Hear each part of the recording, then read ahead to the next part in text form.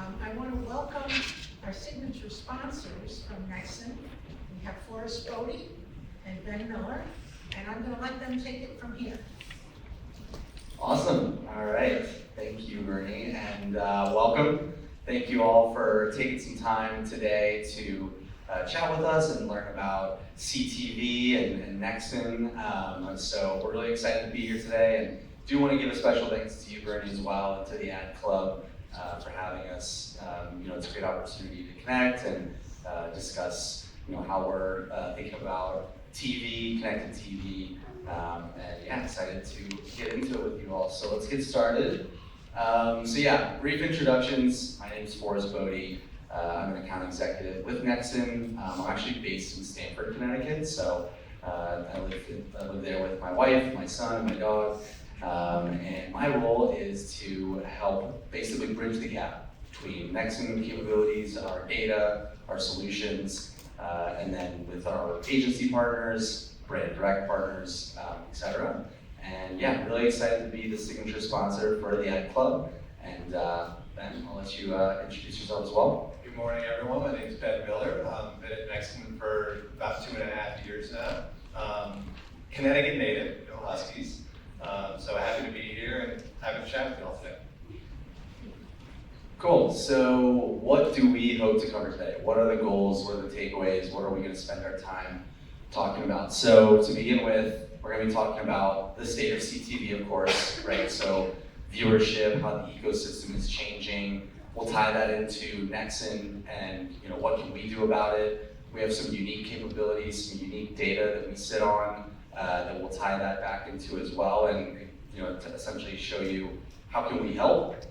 From there, we'll talk a little bit about next steps, and then we'll definitely try and save some time for Q&A, and hopefully there are some questions. But I'll say this too: if there are any questions throughout, please raise your hand. I know it's going to be a lot of us talking, so if there's any opportunity, to kind of raise your hand and ask a question, we'd love to take it in real time too. Yeah, don't be shy. It's a small enough room; we can make it a little more intimate. Anyways, so let's dive in to the TV landscape of today. So without further ado, Being great on this. yeah, not sure if anybody came in today expecting to get a little pop quiz, and just to kind of get everybody's minds activated, get everyone thinking a little bit, hopefully get a little bit of engagement. So we figured we'd start by posing this question. So how much ad spend was on TV last year for the calendar year 2025? And we have some options here. So You could even just shout out your answers. What do you think? Is it linear? It's linear and CTV. Is So any that's dollar a good question TV TV screen. It's a very good question. Anyone passionate about A, B, C, or D? C. C. Okay, we got some C's. Or all B. Overshot it just a little bit. But this is kind of where we see TV spend today. And I love the point about linear or CTV, because that kind of peels back how we think about what we kind of call total TV, right? So you can see there for the year 2025, it's broken out. There's a huge gulf between linear and CTV. But you can also see, and it may not be a surprise to anyone in the room, CTV is on a steep incline. In fact, by the end of maybe even next year, but definitely by 2028, and it'll surpass linear, and then by 2029, that gulf will be just about the same, to be flipped. We all love to prepare for the future. That's what we do. It's part of our jobs, is to know what's coming down the pike. But to be honest, we're here to talk to you about the state of CTV and the state of TV today. We're not here to talk to you about what's going to happen in 2030. I don't know if anybody in the room has an RFP in their inbox for Q4 of 2030 or Q1 of 2029 even. But I bet that we're all planning for the rest of the year and talking about Q3 and Q4. And so throughout the presentation today, that's what we're going to be kind of more focusing on, because when you look at it for 2026, that's honestly, it's a small sliver of what we're showing here. But again, always good to be looking towards the future. So I'm going to pass this to Ben, who's going to take us through a little more details about that ad spend and how viewership is changing as well. Absolutely. So, like Forrest mentioned, like what we just saw was related to ad spend, right? But we also want to focus on content consumption. Like, where are people actually consuming their content right now? So you can see that mobile is obviously leading the charge. It shouldn't be that much of a surprise, right? Everybody has their phone on them all day, every day. But what's interesting is you look next, connected TV and TV. Now, as Forrest mentioned, like obviously these are bought in a very different environment. It's very complex nuances between them. But when we look at it, this is the same screen, right? So in terms of engagement versus screen, yes, mobile is meeting separately connected TV and TV. But if you combine them, right, again, what we call total TV, this actually is larger than mobile. So all in, people are spending more time on their TV than they are on their phone, okay? And again, there's a lot of conversations around second screening. I mean, I know like when I watch TV with my wife, it's like, I'm on my phone half the time and I just say, hey, put your phone down, we're watching a show, right? I mean, I have the conversation every single time we watch TV. So it's a complex ecosystem, right? We're doing multiple things at the same time, and it's kind of like, how do we think about all the things that are happening and build a cohesive media plan around how consumers actually engage with their multi-device formats? Now this is probably a screenshot you guys have seen on your LinkedIn like once a month, right? Top streaming platforms. Because when we look at kind of, again, the slide that Forrest went through, that was related to ad spend. And this is actually consumption. And what's interesting is that cable and broadcast are broken out separately. Okay, so for the first time, streaming is actually larger than the combination of linear television, which is a really great story. And when you look at all these apps on the right, some of these are behind walled gardens. You have to buy multiple to reach the same person. Right? So like one thing that we really focus on at Nexon is we're device platform agnostic. Right? We want to make sure you're reaching the right audience, not necessarily, and we don't really care where they are. We just want to make sure, hey, if you're trying to reach pet owners, let's reach pet owners. If you're trying to reach people that are looking for new insurance, let's reach those people. We don't really care or have a position on, hey, let's reach them and make sure that they're in a specific app. Because you can just duplicate those efforts. I can only speak for myself, right? It's like I know we're all in this industry, but I like to think how I actually engage with these apps.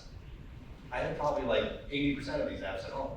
So if you're buying Netflix and you're buying Roku and you're buying Hulu and Amazon Prime, you're reaching me 4 times. And then maybe that's helpful, but it also might not be if I'm not the audience you're trying to go after. So this is kind of a really cool, graphic of the way that we consume content, again, is very complex. And if I'm watching live sports, maybe I'm watching it through YouTube TV, maybe I'm watching it on standard linear, but it's delivered the same way. And I don't know about you guys, but when I'm at home, if I'm watching TV with my wife or my brother or my parents, I don't turn to them and say, hey, do you want to watch CTV or linear tonight? Right? You think about, hey, what do you want to watch? It doesn't really matter how you watch it. That's what you want to watch. Maybe you want to watch Stranger Things. You can only get that on Netflix. Maybe you want to watch the Super Bowl. You can only get that on linear or Tubi, right? So it's one of those things about these top two, like broadcast only and streaming only, these people don't really exist because nobody watches in only one way. Maybe you want to watch the Oscars or maybe you want to stream something, but people watch in a very complex way. And it kind of helps to ground us that that's how we consume TV. We don't really care the actual medium that's delivered to us. We just want to make sure we're watching what we want to watch. And so now we're looking at ad spend, right? We're taking it back to actual spend. Because streaming is very different than linear, there's so many paywalls, right? It's like, again, I speak to myself as an actual consumer. Most of the apps I use, I pay to not view ads. Right, so that's why on linear there's still vastly more actual ad-supported content because you get an ad break every 8 to 10 minutes. But on streaming, some people don't get ads at all. So yes, the time spent on these mediums is definitely shifting towards streaming, but it's always good to kind of think hey, there's still way more ad-supported content on linear. So now it's like, okay, how do we use that information to accurately reach the people that we want to reach in the time that makes sense for your brand or your product or your solution? All this to say, right, this is a difficult ecosystem. We talked about audience fragmentation. People are on multiple apps, people view in different ways. Measurement, if you want to have a linear campaign and a CTV campaign, how do you combine this data? It's very challenging. If you only go behind walled gardens, how do you combine that with the other 2 segments? sometimes it's difficult to get a true picture of how your campaign went. Media waste, right? If you're buying on Hulu and Peacock and Netflix all separately, you could be just duplicating your efforts on the same audience and maybe not driving success because you're just doubling down on people that necessarily aren't right for your audience. And then limited access, right? There's walled gardens. So we have solutions at Nexon to kind of really help shape the picture of, okay, how do we actually see the industry going? But also, how do we reach the people that we want to reach right now, regardless of how they're streaming or viewing their content? Absolutely. And so we've brought you through kind of the ecosystem, right, and how it's changing, how viewership's changing, and how ad spend and inventory are pacing, and how there's differences there and all that. So to kind of bring it back to who we are and how we can help, and I know we've already done a pop quiz, but we'll start with like a little history lesson of who really is Nexon. So Nexon is actually the combination of 3 separate entities that were operating separately over the last several years, made some acquisitions. So the 3 names would be 2 demand side platforms. One of them is Tremor Video, the other one is Amobi. And then we also brought together an SSP on the supply side in Unruly. And so the idea was to combine and become an end-to-end tech stack. Tremor, that's where our CTV expertise comes from. Tremor Video was the first demand-side platform to run a CTV ad programmatically. We brought in Amobi for some lower funnel opportunities with online video and display to kind of become omni-channel, and as Ben mentioned, kind of become platform agnostic. And then on the supply side, Unruly was a huge acquisition to basically get one of the top SSPs in the game with thousands of direct integrations with publishers to give that scale.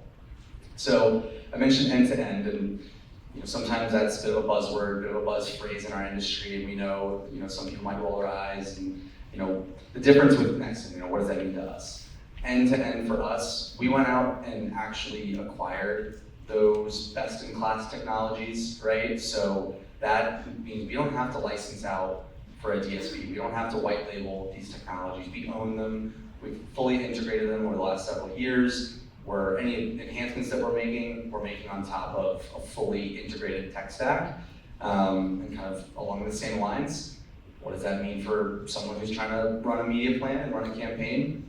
Well, definitely more efficient activations. So that's something that all of our clients would tell you. But definitely connectivity as well. So when you go from the demand side to supply, there's going to be less data drop off, less user drop off, as well as availability with our teams. So we give white glove service, and those folks that are making those optimizations, those are our Nexon team members. We're not waiting for email responses for days, multiple days from someone who doesn't work for us. That's your team essentially. In addition to the efficiencies that are gained from being end-to-end tech stack. And I would also add that because of these publisher direct relationships that we have, it's honestly just a cheaper CPM than most of the market. So if you think about SSPs and DSPs in the market, because we have so much data that sits in our platform, right? Most DSPs do not have the supply access we have, and most SSPs do not have the data access that we have. So when we say end-to-end, again, as Forrest mentioned, there's a lot of brands out there that are saying they're end-to-end. It's really the true power of all 3 individually brought together. Absolutely, and a piece of that too is flexibility with the activation. So we can do any of the solutions that we'll talk about today via a managed service buy. We can do a PMP deal ID and activate directly on that supply. We also have more transparent models. So we're definitely continuing to evolve with essentially the best way that you and your team may look to work with us. And to kind of bring it back to the supply, these are examples of those 1,600 plus supply direct publisher integrations that we have. So that is over 1,600. It reaches over 250 million people in the US, which basically represents 98% of the total addressable digital market. So essentially within supply, there are still exceptions to the rule, but in digital, it's gotten a bit commoditized. So the whole difference with us is we have the scale to be able to source that supply from ourselves when we're running these campaigns. So as Ben mentioned, that translates to lower CPMs, lower costs, and we don't have to have a trade-off in performance. And as you can see over there, we've been talking about CTV and linear TV, but we are, we're an omni-channel platform, so we have online video, display, we can purchase through digital at home, audio, other formats as well. And so, yeah, the whole idea is bringing that scale and that efficiency to you all. I think that's important. Like, obviously, we're here to talk about CTV today, but everything we're going to show you today can work in any of these capacities, however you want to buy, but also can work across any of these formats. So you can almost think of this as like a one-stop shop for like, hey, anything you need, Nexon can probably do it. That's how you can think about it. One-stop shop, love it. So awesome, and to kind of bring it into some of the exclusive solutions and capabilities that we have. So Nexon sits on a lot of unique and proprietary data. So we talked about like the demand side, we talked about the supply side. We didn't really talk about what sits in the middle and what really connects everything with us, which is our data platform. So you can see here on the left, a big part of that is our TV intelligence, which I'll talk about in a second. Ben's going to take us through in a sec about our Nexon Nexon Discovery Planning and Activation tool. And then we have some new opportunities that we're really bullish on with smart TV home screen units, and we'll talk a little bit about how those can be activated as well. So to kick things off with TV intelligence, so we've been talking about how viewership's changing and how CTV and linear. And so this is our TV intelligence solution, which is basically just viewership. So we've taken a holistic combination of 3 distinct sources, which you can see, and it basically represents about 50 million US households, where we're taking in ACR data from an exclusive partnership we have with VIDA.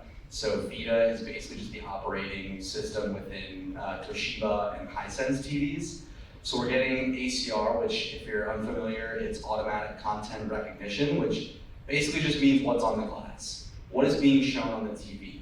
We're able to use that data to understand the viewership trends and where people watch and where they spend their time. The second source of the data is streaming data that we get from an exclusive partnership with PeerLogix. So that allows us to kind of take a peek behind some of those walled gardens, your Netflix, your Hulu, your Disney Plus of the world, and then also 18 local and national set-top box cable operators. So the whole idea here was, we could have stopped with just the ACR data because ACR is great. We have an exclusive partnership with VIDA, but we felt like we wanted to become a much more holistic data set than that to get those different sources and bring those in. And what that allows us to do is tie back and activate some really interesting and unique strategies, things like extending reach, suppressing users that maybe have already seen your ad. We want to stay in front of them if they've already been exposed. We think they're close to converting, something like that. Competitive conquesting, definitely. Like if someone sees a competitor ad, we're able to then identify that user and make sure that we can stay in front of them. And then of course, tentpole event alignment with TV, live sports, award shows, things like that, where we can align a campaign to those tentpole appointment viewing type events. And so, yeah, all in all, this is essentially what we're doing, where we're taking TV viewership data and then we're having these activation strategies off the back. I would also add that, this is a great upper funnel tool. Like, you can certainly say, hey, what do they watch on their TV? Maybe it was the ad they're looking at, or maybe it was the content they're looking at. But again, we can retarget and use this data to activate across all screens. So yes, you can certainly use it for upper funnel, but if you're like, hey, we want to have someone who saw our ad, let's retarget them on their phone to drive them further down the funnel, make an action, because, again, we all watch TV. You're usually not making an actual action with a brand on your TV, but you certainly do it on your phone all the time.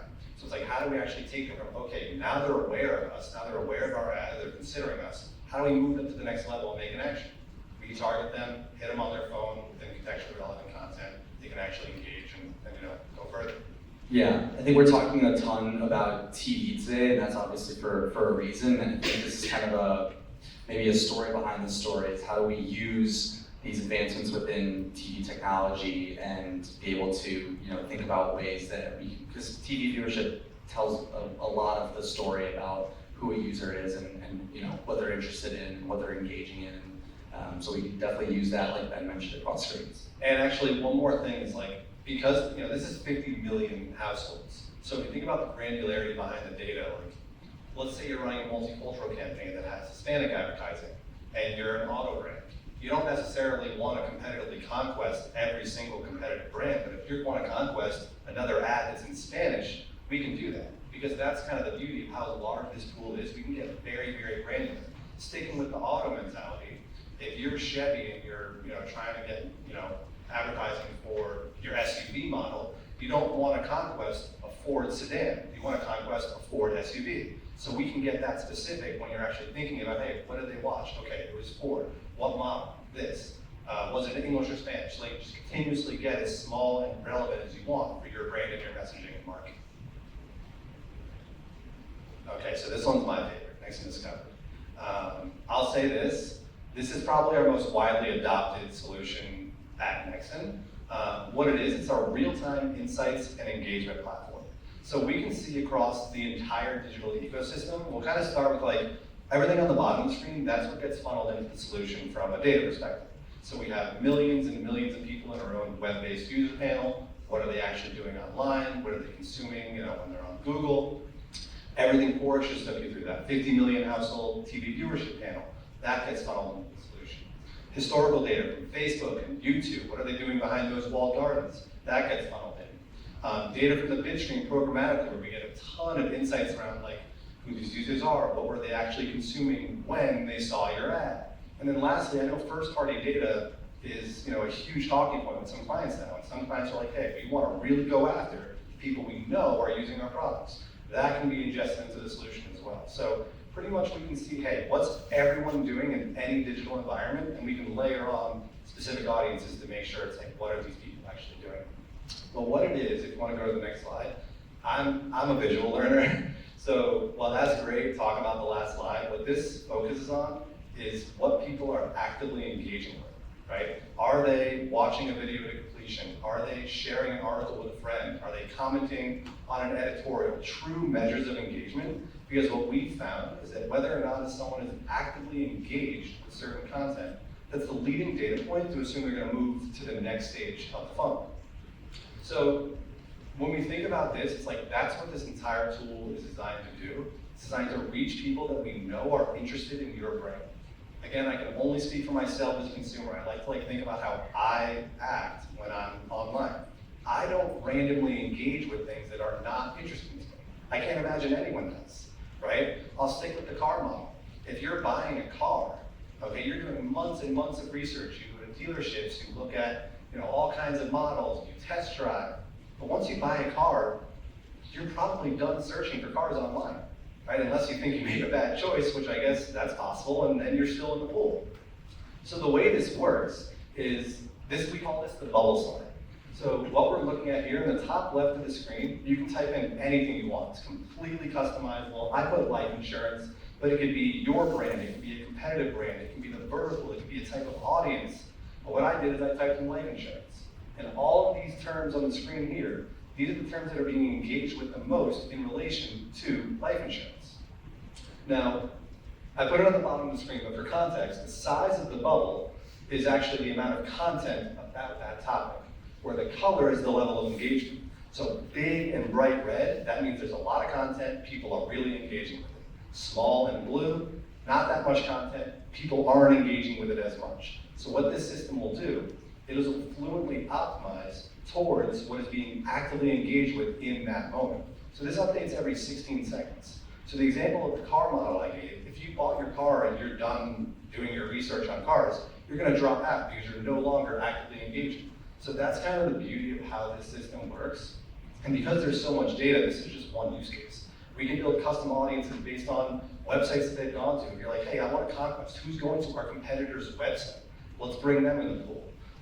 Any number of different things. We can see, hey, how are you faring against your competitors in terms of associations online? Are you a value play? Are you a quality play? How do you stack up against your competitors? There's a lot of really cool insights that we can see through this tool. And this is really just scratching the surface. But I'd say again, like, this is the tool that most of our clients gravitate towards just because one, it's real time, it's AI optimizations, but it's also reaching the people that are low-hanging fruit for your brand. people that we know are interested in that moment. So why not reach them in with an ad at the right moment within contextually relevant content? That's kind of the whole play. Think of it as contextual targeting on steroids, if you want to think of it that way. And you just mentioned AI, and I know we've thrown some buzzwords, but obviously AI is, everyone's trying to figure out how to use artificial intelligence. We have a tool, it's plugged into this platform where we can literally talk to it and get custom audience segments in like 3 minutes, and it'll spit out a pretty good download of what we're talking about when it comes to brands, topics. Even if you're like pitching a new client, you want to bring a new client into your agency. You say, hey, what is this client doing in market? Like, who's resonating with them? We type in some stuff in our AI platform, and it spits out a full PowerPoint deck on who they are, what content they're engaging with, what TV channels they're watching. What are some tertiary audiences that maybe you didn't think of, or habits that these users have? Tons of really cool insights around who they are and who's most susceptible to your messaging. Yeah, my favorite is there's a slide in there that it always spits out, that's the unexpected interests. So there's always some interesting stuff on it. Okay, awesome. So those are kind of the two aspects of data that Nexon sits on, so that we can activate and get very precisely with targeting and things like that. I'm going to switch gears a little bit and bring it back to kind of actually like the inventory itself. And this is something we're really bullish on, which is smart TV, home screen, native display units. You can essentially think of owning a billboard in the biggest screen in the house, right? So just like we have the exclusive partnership with Vita for the data, the ACR data, we have an exclusive partnership with them to run ads on their home screens. So, 10 minutes, people are taking time to figure out what they want to watch. That also includes going between apps, right? So if you're ever sitting at home and you maybe don't know what you want to watch, and you go to Hulu and you're like, oh, I struck out, and okay, now I'm gonna check HBO, and struck out, okay, now I'll just watch the news or something. Each time you pass back through the home screen, that's an opportunity for us to showcase the brand, give great exposure, again, biggest screen in the house, and really allows us to make a great impact with users when they're super engaged, because we know, again, with TV viewership, people are always pretty locked in. So this is the smart TV native units we have. And I was going to say too, I think, again, we're all in this industry, so I think we can be honest, most people don't like ads, right? That's the fact. And so what's nice about this is it's not really intrusive. You're already, you turn on the TV, maybe you notice it, great. Maybe you don't, that's okay too. But it doesn't actually harm the user experience. So I think that's really important, because sometimes that gets lost in like what we're doing. It's like, we want to do it in a way that's as least obstructive as possible, right? I think that's really key to like how we operate. Absolutely, and I mentioned the exclusivity that we have with Vita for these units. We also have exclusivity with TCL. And so these can be bought in like a kind of a rotational type aspect. We also have people that are doing like full-on takeovers, and maybe even a full day. You're the only one that's going to be running on these TVs. So what we're seeing is a lot of folks are kind of heavying this up for key product launches for their clients, or maybe there's a key promotion. If it's the start of a new season, whether it's a new TV show, a new sports season, whatever you Big sale there. event, it could be anything. Yeah, and this is by no means like, if you're working with other OEMs, like, if you're talking to like a Samsung or a Vizio, we understand it's kind of a similar concept. So we definitely have some clients that are kind of extending that strategy and looking at with these smart TV units there as well. Okay, so there's also a couple really unique ways to activate CTV through us on our supply as well. So one, thinking about kind of, again, this experience of, am I watching linear, am I watching CTV? With first ad slot, what it does is it mirrors how you watch TV on your actual, cable box into how you could watch it on CTV. So like if you are buying linear, you're like, I want to go to NBC and I want to get on all the reruns of Friends and The Office, right? You can actually choose, like, hey, where do I want to be? Do I want to be the first ad break? Do I want to be the second ad break, third ad break? And it's going to be cheaper as you go on. And so with CTV, this is something that we can do as well, right? When you're watching an ad break for a show, I mean, again, let's be honest, what's the first thing you do? Go to the bathroom, you get some water. But to be in that first position, right when the content ends going to the ad break, is a huge attention boost for your brand, because they automatically, at the very least, they've seen your ad. They may not see the second ad break, they may not see the third, and they may not see the fourth, but there's no way they can time it so perfectly to leave their couch the second it goes to commercial. So at least you know you can get that high attention right off the bat. And then next is pause ads. So again, it's kind of a way to think about how can we make this ad experience as friendly as possible for the user. If you're watching CTV, you get to actually choose when you see an ad, right? That's kind of the beauty of CTV. You can pause if you want to, like we have a baby and she's crying and I have to put the pacifier in, I can pause real quick, or if I want to go to the bathroom, whatever. And so you can actually say, hey, when you pause the TV, that's when you see an ad. So it's incredibly unintrusive because the user gets to choose when they see an ad, not the other way around, which is kind of giving them like a sense of power, and then that lets them think, oh, like it's almost like a psychology, kind of mentality where like they automatically think of your brand in a positive light. And these stats on the bottom of the screen, they kind of speak for themselves. Like, this shouldn't be surprising, but over 90% of the time, people pause stuff when they watch TV. That's not that surprising. You do it all the time. You don't even think about it. And then half of viewers that take action actually after viewing a pause ad. So it's like, hey, maybe it wasn't that moment, but if you have your tags correctly, you can say, eventually it'll drive something. And these people actually take action. They go further down the funnel. And then again, 92% of the time, they remain paused for longer than 30 seconds. So that gives you time to display your entire video ad, right? Most people aren't pausing for just 2-5 seconds. You give them enough time, they'll see your whole ad. And again, maybe they won't see the next one or the next one, but they're gonna see at the very least part of yours. Absolutely. The Creative Studios next. So with Nexon, something else that we have in our repertoire is an in-house creative studio. So Ben, I think you're actually going to take us through the... So I think we've done a lot of talking today about how do we reach these people, what tools can we use, where are they, how are they consuming content. But I think it's really, really important to think about what's going through the user's mind. They have no idea how you targeted them. They have no idea what went on behind the scenes. At the end of the day, the ad is the only thing they see. So you can do all this work, but if the creative does not actually speak and resonate to the person you're trying to reach, it's not going to have a strong effect, right? This is just think about, again, how you actually watch. You have no idea how you were targeted. You see the ads, the only thing you're gonna remember. And so this is not Nexon's opinion. These are 3 industry leaders that kind of put these stats together. 90% of the sales lift is attributed to strong creative. That was Nielsen. Google, 70% of purchase intent is driven by creative quality. And Kantar Millwood Brown, 4-time profit increase comes from effective creative. And I understand, right? Like, I used to work at an agency. Sometimes you get creative last minute. Sometimes they're built months in advance for a campaign, and things have changed, and economic things have shifted. This happens. But you get what you get. And so it's like, okay, how do we maximize making sure that you're actually going to resonate with the person you're trying to reach when you don't want your targeting to fail? You already have that all set up. You have your placement set up. You have your supply.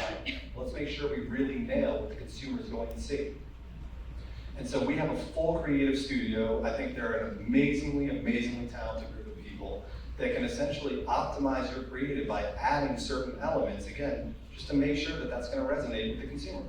So these are kind of some of the full, suite of options that we have. We have, full funnel. We can do things like, putting QR codes on CTV to branded overlays, to really having your logo. Like, I remember I saw this one ad. I don't want to name the brand because hopefully none of you work on it. But I didn't know what the ad was for. And I think we've all had that experience. You're 10 seconds in, you're like, what the heck is this ad even for? I don't know what it is, but I like it. Right, or you're like confused and you move on, right? And so it's like, what can we actually do? Let's put your brand all in the corner right away. They go, oh, okay, so it's gonna be this brand. Like, let me stay and let me find out how they actually get there. You can add overlays, you can add QR codes, you can add shoppable units, engageable, you can move, click, add to cart, all kinds of cool things depending on the vertical that your client is in. And then this last one on the bottom, this is actually new first to market through Nexon. You probably have no idea what VTA means. It's voice to action, okay? So what we can do is you can engage with your TV purely through your voice without using your remote at all. We have a relationship with Alexa to engage with all Alexa-enabled devices. You would actually be surprised how many devices are Alexa-enabled. It's not just TV, it's all kinds of things. And so you'd see an ad, and that gives you a chance to actually speak to the TV, and it can send you recipes if you're a food brand to your email. It could book you for a test drive if you're a car brand. The options are limitless. And what we actually did the first time we unveiled this was towards the end of 2024. And we actually won, if we go to the next slide, we actually won a Digidata award for this. Like, the industry was like, wow, this is cool.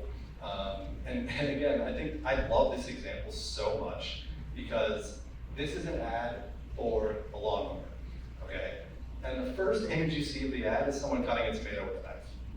And in my mind, I'm like, what is going on here? How did they possibly connect some kind of chef moment cutting a tomato to a lawnmower?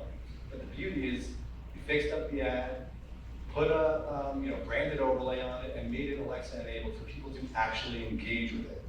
And what happened? 38% of the people that engaged converted and went to the site and found more info. So it's an amazing tool. Again, I think one of the themes I would say of today is engagement. And this is a great way to engage with your client because it's a really cool thing that they're not used to doing. And the results speak for themselves. And kind of building off of that with the optimizations that our team can make, to kind of peel back to maybe a little bit of a different direction with our creative studios team is our creative insights that we can glean with that team. And so basically what this is where, as Ben's mentioning, like sometimes you're getting creative assets, you maybe didn't have a lot of input, and we've all worked so hard to figure out what's the targeting, what's the format, what's the flighting, and all of that. Well, this is going to basically allow us to test out that creative before we actually run the campaign. So we'll take the assets that we're looking at, we'll test it against general population, your target audience, and then we'll give you legitimately a scorecard. So it'll be things like brand recall, brand favorability. We have this cool facial coding technology, so we can literally see what's the emotional response. Are they happy? Are they excited? Or did their eyes glaze over and they don't even care? And so those are things we'll publish back to you. In addition to the scorecard for the general population and the target audience, we will then get an additional segment, which is the creative engaged audience. So within the panel that we have, because this is a closed test environment that we're doing this in, we will be able to show you, okay, here's a segment of people that skew really high for attention. They skew really high for engagement. So let's learn a little bit more about them. Let's target lookalikes of those users. You'll get the scorecard for them too, but that's just essentially all green normally. In rare cases, it's not. But the whole idea here is it's a brand lift study before a brand lift study, right? So before $1 is spent in live working media, we're able to give you all of these insights. And if you're taking advantage of the creative engaged audiences, and Ben was talking about our Nexen Discovery platform earlier, we have clients that take that creative engaged audience, plug it into our Discovery platform, and now we're learning even more about that audience, and this can kind of take us into a different direction in terms of targeting. And I would also say, you think about when you run a brand study, if you're lucky, best case scenario, you get it 1 month after a campaign's over. And if you find out, oh, we didn't have strong brand recall or brand consideration or awareness, you're like, well, the campaign's over, what can we do? Right? And this is a way to know, is our ad going to resonate with our consumers before we even go live? So it's really, really valuable to say, okay, we can actually go in with confidence knowing that these consumers are going to be happy with what we show them. And then it can inform some of the optimizations that we were just talking about as well. So, awesome. All right, well, that's all the content that we had to go through. So to kind of wrap things up here, we have some takeaways and some next steps. So obviously we covered a lot of ground today. Started off with TV, kind of winded through how Nexen works and all of our capabilities, definitely bringing it back to TV and everything. So if there's a couple things to take away, obviously TV, the ecosystem is changing, right? So hopefully you learned a little bit more about viewership and how advertising is changing within the industry, as well as Nexen's unique data assets that we sit on and how we can kind of uniquely support campaigns. But ultimately, from a next steps perspective, I mean, we talked about our discovery platform, we talked about our TV viewership data. Something that we see a lot of clients find a lot of help and a lot of insight into is when we give them those audience insights. So we can literally look at, whether it's a current client, a brand that you've worked on in the past, it can be pre-planning, it can be new business.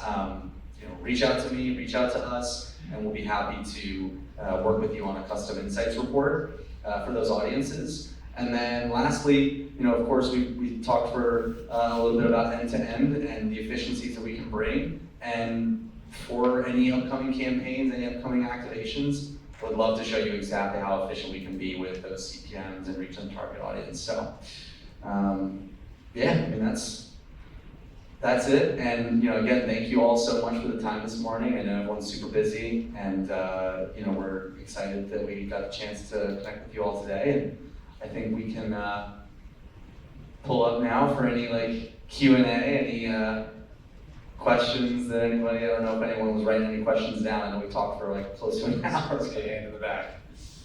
I got an awesome question. All right. So, tactically, I know you guys covered CTV, linear, whole display, visual, I won't buy it. Do you do paid search? Do you do paid social? We can use data from that format, but we don't activate on those formats. Okay. And for your audio solution, does that include podcast or is it just streaming audio? It's a little bit of both. We have partnerships with more, we'll call them networks in that space. Okay. So we can use some targeting within those parameters. Yeah. Do you guys have minimum spend requirements? I'm gonna honestly say not. The only thing that would have a minimum is if you layer on some custom creative. And I guess it depends how you're activating. If you're activating programmatically, I'm gonna say no.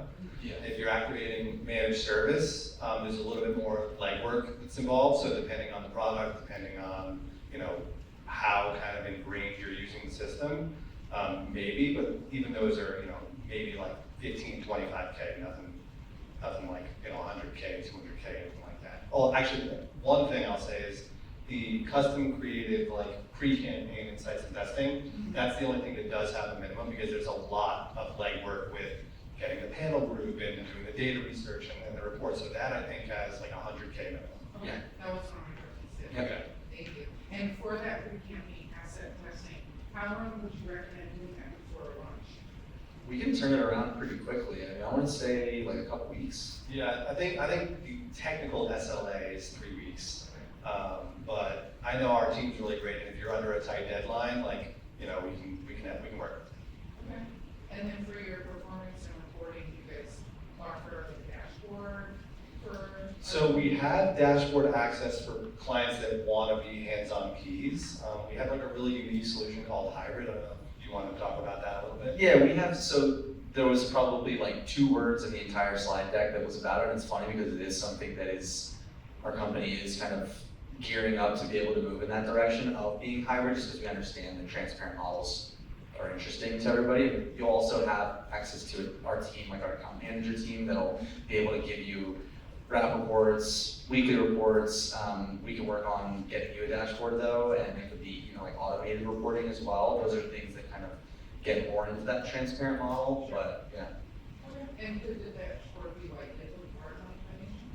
I believe it can. Yeah. I believe it can, absolutely. And for your team, your implementation team, I know this is something, but are they all located in the United States? For the implementation team, yes. Or, and if that's something that needs to be, we can make sure that those people are, if that's Everybody that I work with is in New York City, I feel like. Well, that's fair. Yeah, because not every ESP or SLC has a stateside team, if you know what I mean. Yeah, right, Yeah, In yeah, some full instances, that can be. full stateside team. Yes. Yeah.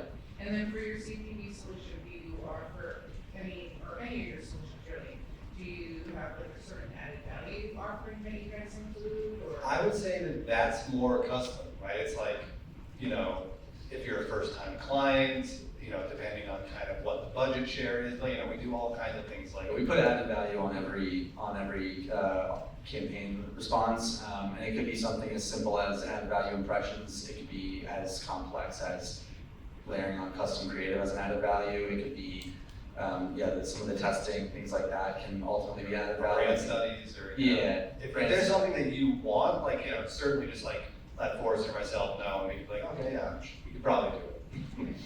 And how can I get your deck? I'm happy to share, we'll share the deck out. Yeah, we'll absolutely share the deck out. That's the So, easiest question. Yeah, definitely, yeah.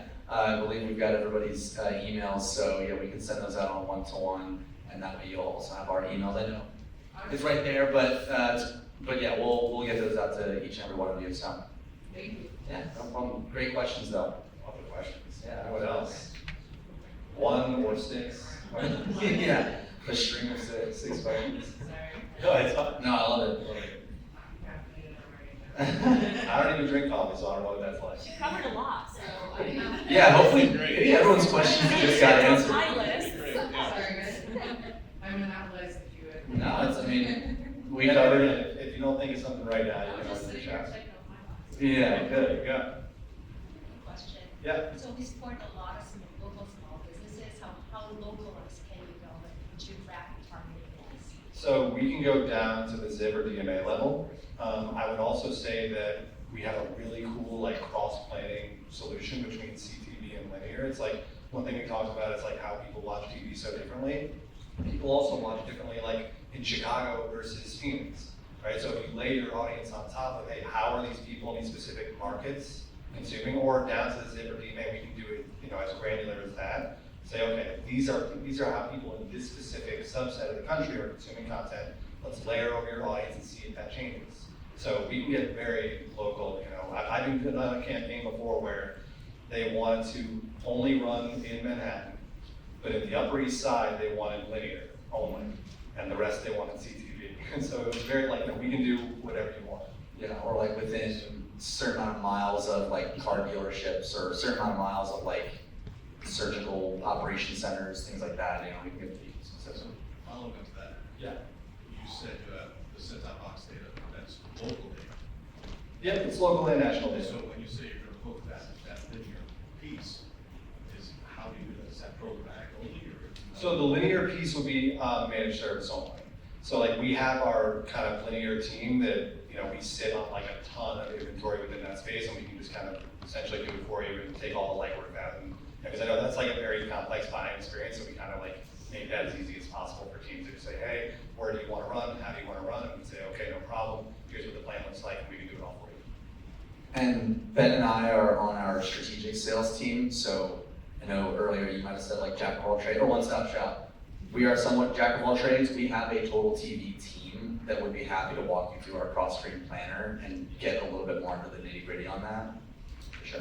Or like if you have linear capabilities, even like at all, like I know our team, like we can put spots even like in the Super Bowl, in the Puppy Bowl, in the Oscars, in any single thing for certainly not $7 million for the Super Bowl, I'll put it that way.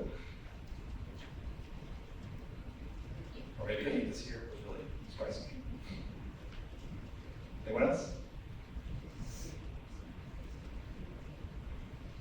Going once. One more. All right, here we go. First, I don't know. So officially- I'm Italian, I'm very loud. For the first ad slot targeting, if we were to do a campaign like that, for the reporting, are you able to report back on the ad slot for the reporting? Like So the for- content before the ad slot? Like where it actually ran? Oh yeah, like it would only be first ad slot. So it's only gonna be directly after content goes to commercial break, you're the first ad they're gonna see. Or if you want, I guess maybe, now I have a question, like if it was like, if it's a rotational, like, does if it's on the plan, does every CTV buy, first ad slot, maybe you're not optimizing all the budget towards that, would we be able to? So I'll say this, one, that product does come with like a premium CPN, Sure. because it has that higher attention that's gravitated towards it. So it would really just be like one line item like on your plan. You can do a whole plan like that. I think it would just have a little bit of trouble scaling because you don't have as many opportunities. Right. But what we can show you is like, again, if you're not gonna do it like on a specific piece of content, it's like we can just show you the channel list of what did your ad actually come after. Like we can get very specific with the insights around like, what they saw and what that ad came after. What, are you able to share the premium CPM? I think it's $35, something like that. I And think 35. That's pretty good, man, for us, I think 35. Alright, cool. Then 35. So a premium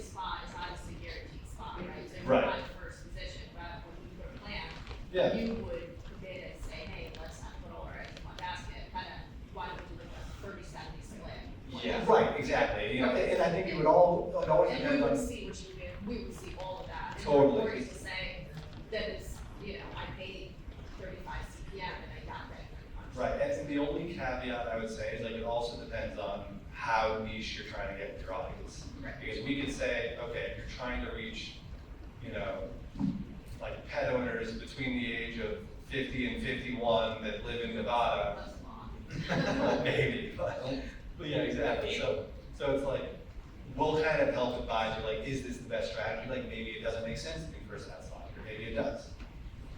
And a totally different question in the topic. The thing with Alexa smart interest. Yes, the voice to action. The voice action. Could you talk about that a little bit more? Kind of talk about, in the sense of, for example, if I was making a healthcare client or whatnot, how that would, you know, obviously call would be So, an interesting the, piece. And is that a premium? yes, that is a premium as well. So then, so why don't we get to the actual like behavior and say what is premium, what's not?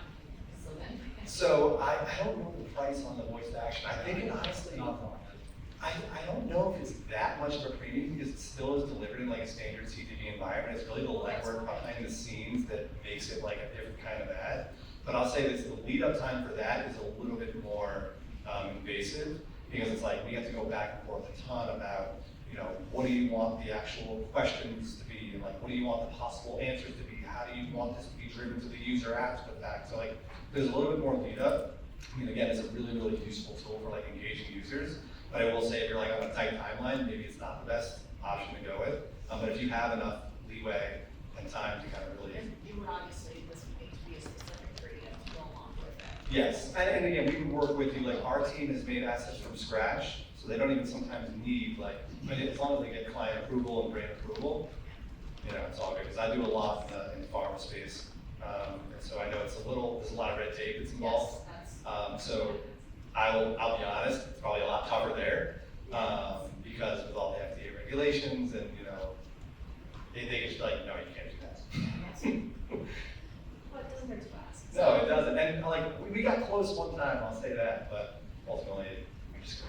Also, just a question, so when you submit a spot, for example, right, do you automatically go through the whole thing to say, you should do this, this, and this to optimize it, like, do you make recommendations? We'll make like weekly recommendations, honestly, like In it's, terms of like what it looks like, does it need an overlay, does it, do you know what I mean, just to make sure that if it's audience, so let's say I'm running a spot, and it's like, okay, this is really resonating, and you tell me when you're running through the system, okay, it needs X, Y, and Z. yep, exactly like that. I don't have to do it, but you would recommend. You don't have to do anything, right? Except just say I was radio or I disagree. And you provide those and you Yep. provide, and that's a ingredient, yes. Yep. That's usually, so that's what would be like the minimum. So like the CPM wouldn't change, maybe about 50 cents the CPM would change. But that's like where the minimum investment would come into play. So like a standard minimum to, you know, use old tools, for example, for you to recommend them, talk about the, you know, the brand study or whatnot, what's the actual? To use everything. Well, no, not to use everything, but just, you know, to like a standard campaign without complete bells and whistles, just kind of. Really not a lot of minimums involved if there's no custom creative. If there is custom creative, it's like 50K. Okay, got it. Maybe even less. Again, as a first time client, like we'll bend the rules, you know, we'll work with you. If you really want it, like we got 40K, we're like, we'll do it. That's fine. Okay. I just have a quick follow-up to what John said. So when you go back to the Alexa, the Yeah. thing we're talking about, so we're talking about like, I happen to have the Alexa device, you might go over to TV. But do you guys have information on, you know, if you don't have an Alexa device, there's not gonna work, obviously. But do you have information on what percentages of how many households you can reach with something like that? It's not offhand, that can certainly be a follow-up. I'm not 100% sure offhand, because it's not as widespread as we want it to be. I think it's still so new, Yeah. so we don't talk about it as much. But certainly could be a follow-up if you Yeah. want that. But it's more than you'd expect, I would. Yeah.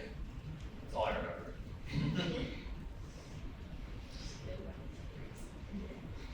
Anyone else? Good questions, though. Awesome. Well, thank you all for the time and great conversation and great questions, and Bernie, thanks again for setting this Well, up. thank everyone for all the great questions, and I want to thank Ben and Forrest for a great presentation. And drive safe, and don't forget to return your name badges on the way out.